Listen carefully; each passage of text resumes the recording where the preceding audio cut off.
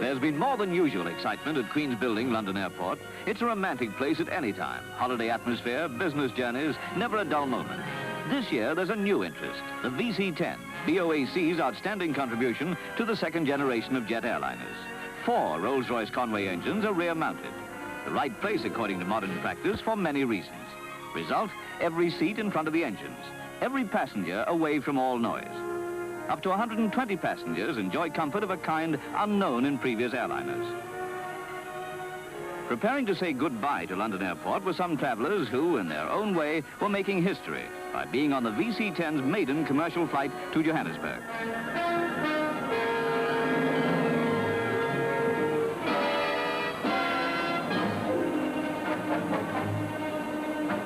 Incidentally, the VC-10's engines provide a thrust of 7 tons, or to use the old-fashioned term, 26,000 horsepower.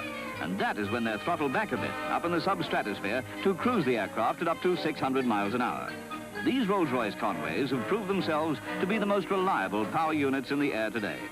Passengers take their qualities for granted, though some of them may know that these bypass jet engines are used by 9 international airlines and run for 5,500 hours without a major overhaul. Every pilot who has ever flown a VC-10 is ecstatic and praise not only of the engines, but of the whole flying behavior of the aircraft.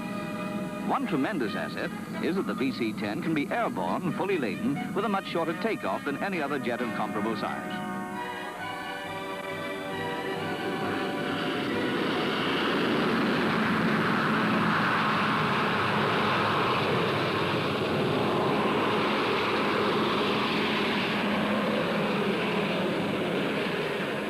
Just as the passengers enjoy top standard comfort, so do the pilots on their spacious flight deck.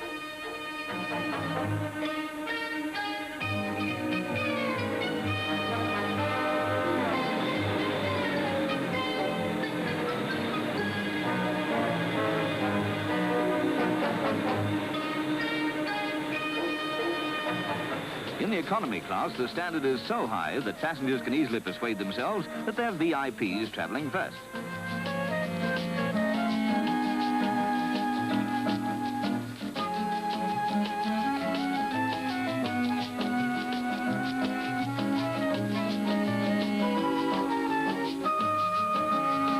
BOAC have always known that on long flights it's impossible to overstress the importance of comfort. To match the superb aircraft, BOAC spent 2 years of research in developing the finest seats to be found in the air. The VC-10 scores heavily by making sure that everybody has a view, even those in line with the wings. And the inner man has to be satisfied, even at 40,000 feet, with nothing to do but recline in comfort. The problems of keeping the passengers well fed have been completely solved by the backroom boys of BOAC's catering department, backed up by the stewardesses, all of them well experienced on long-distance flights, and the first-rate kitchen staff.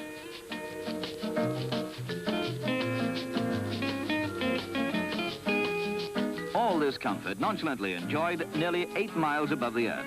This is really living in the second half of the 20th century.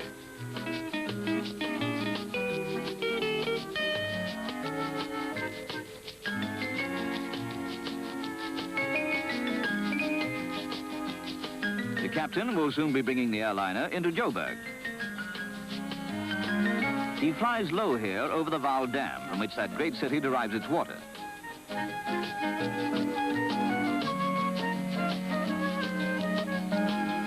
The time to Johannesburg from London Airport, 16 hours.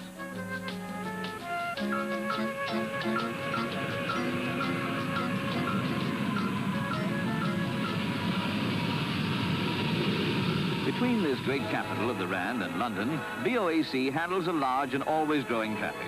Well over 1 million people thrive in this prosperous city. But the VC-10 was off again, turning northwards. It's a small world indeed to the crews of jet airliners. The destination now was northern Rhodesia, passing on the way the world's biggest gold mines, unknown 80 years ago, now of the highest importance in world commerce.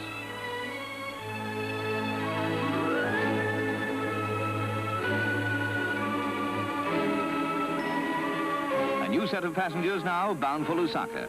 To see a VC-10 at 40,000 feet, is to realize how beautiful are her lines. Beauty that comes naturally from the compulsions of aerodynamics and near sonic speed. And it's not skin-deep beauty, for this airliner is the most strongly constructed in the world. And coming down onto the rather small airfield of Lusaka, the VC-10 proves that it can land as it takes off on very short runways.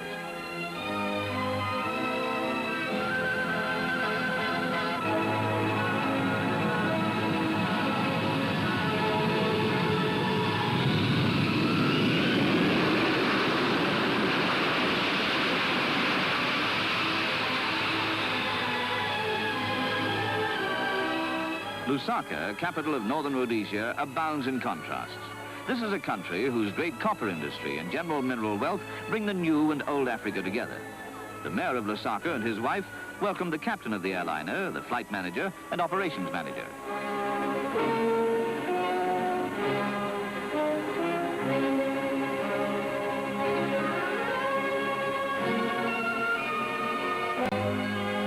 Probably full of wonder, the inhabitants see the aircraft prepare for another stage of its journey.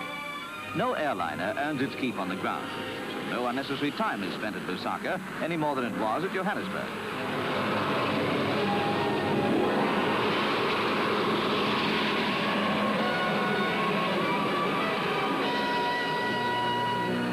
It speaks well for air communications that the tremendously high skill and technical accomplishment of the air crews are taken for granted by the men and women they transport. Passengers accept this miracle of modern travel. You can be just as relaxed or thrilled or rather drowsy at 40,000 feet speeding at 600 miles an hour as in an armchair at home on Sunday afternoon. The airliner is now coming into Nairobi.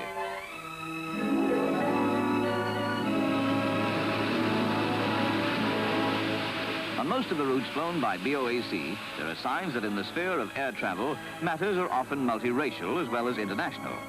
As soon as passengers have disembarked, the aircraft is refueled and serviced for the next flight. Crews are changed, for men and women need rest. But these VC-10s are tireless, thriving on sustained hard work.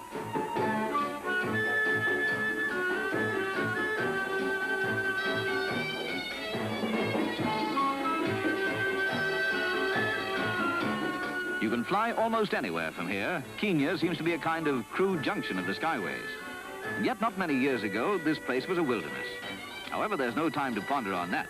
It's goodbye now to Nairobi.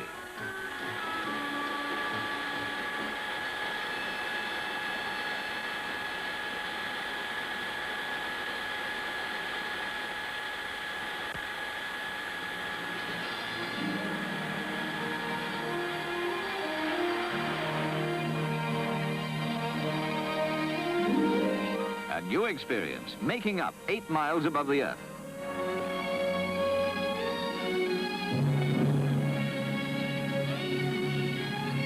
VC-10s are also serving many other African cities. Here's one heading for northern Nigeria. Below lies the airport of Kano, where there's something very special in the way of a welcoming party. It consists of the Emir's bodyguard, vividly attired in costumes such as their ancestors wore in the days of the Crusades.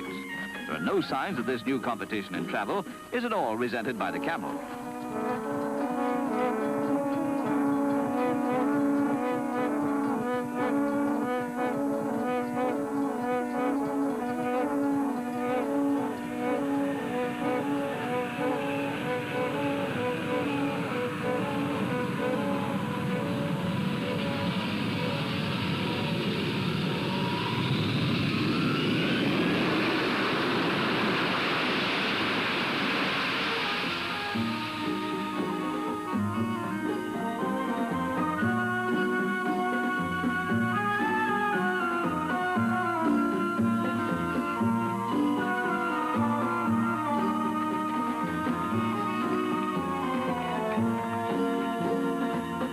There's just time at Kano to appreciate what an astounding city it is.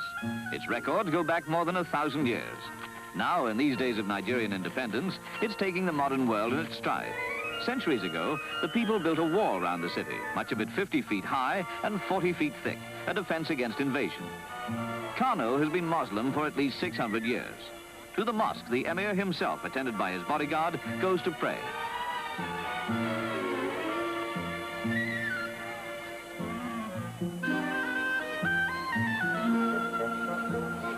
All this seems a very long way from 1964 and the VC-10. But nowadays, you can't say of any contrasting ways of life that never the twain shall meet. Stay on one of these aircraft long enough, and you'll see pretty well all there is to be seen along the BOAC routes flown by the VC-10.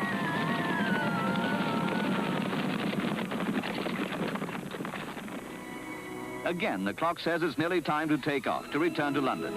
The complexity of modern commerce and the need to spread the nets ever wider afield in search of export orders demand fast and completely reliable air transport. To satisfy that need, BOAC are investing many millions in their fleet of VC-10s. This is a forward-looking aircraft, which has been designed from the start to use the new British automatic landing system, which in a few years' time will enable jetliners to land anywhere, whatever the weather, right on time.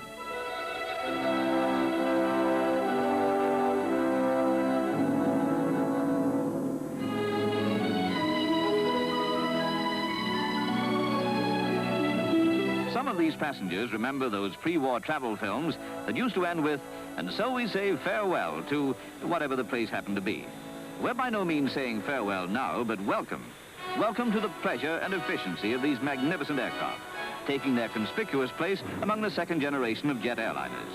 Truly a bold and imaginative enterprise, this happy combination of BOAC and the VC-10.